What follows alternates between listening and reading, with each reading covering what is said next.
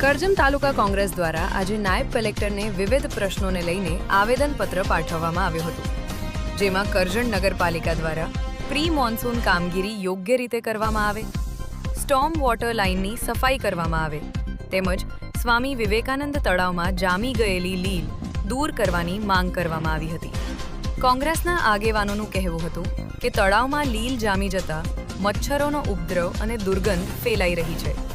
ઉપરાંત શહેરના રસ્તાઓ પર આવેલા ઝાડોના ટ્રીમિંગની કામગીરી પણ કરવામાં આવી નથી। આવેદનમાં ખેડૂતોના પ્રશ્નો, ભ્રષ્ટાચાર તેમજ નીટ પરીક્ષાના પેપર લીક મુદ્દે પણ રજૂઆત કરવામાં આવી હતી। કોંગ્રેસે વિદ્યાર્થીઓને ન્યાય મળે અને સરકાર યોગ્ય કાર્યવાહી કરે તેવી માંગ ઉઠાવી હતી।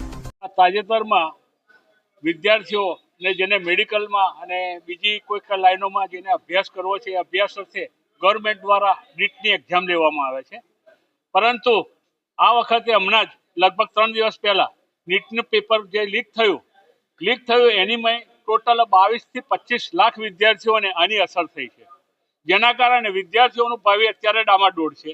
વિદ્યાર્થીઓએ જે 3 વર્ષથી મહેનત કરેલી હોય અને આવી રીતે પેપર લીક થાય એટલે ફરી નવેસરથી એ લોકોએ મહેનત કરવાની, અત્યારે બધા વિદ્યાર્થીઓ બિલકુલ ડિપ્રેશનમાં છે। બીજું કે કરજણની અંદર હાલમાં જે અમે એક આવેદનપત્ર આપેલું છે, એમાં મુદ્દો છે પ્રી મોન્સૂન કામગીરીનો।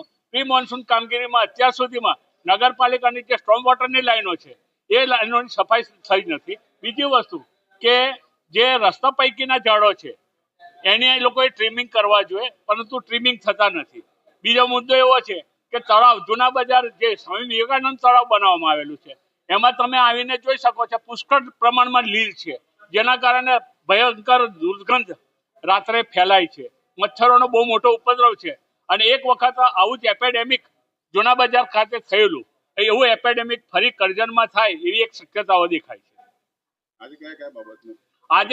આજે અમારો એક પહેલો મુદ્દો તો નીટનો, બીજો મુદ્દો હતો અમારો ભ્રષ્ટાચાર અને ખેડૂતો બાબતે એક મુદ્દો હતો, મોંઘવારી, બેરોજગારી એક મુદ્દો હતો અમારો। અને આ હતા અત્યાર સુધીના મહત્વના સમાચાર। તો આવા જ સમાચાર જોવા માટે જોડાયેલા રહો અમારી સાથે। નમસ્કાર।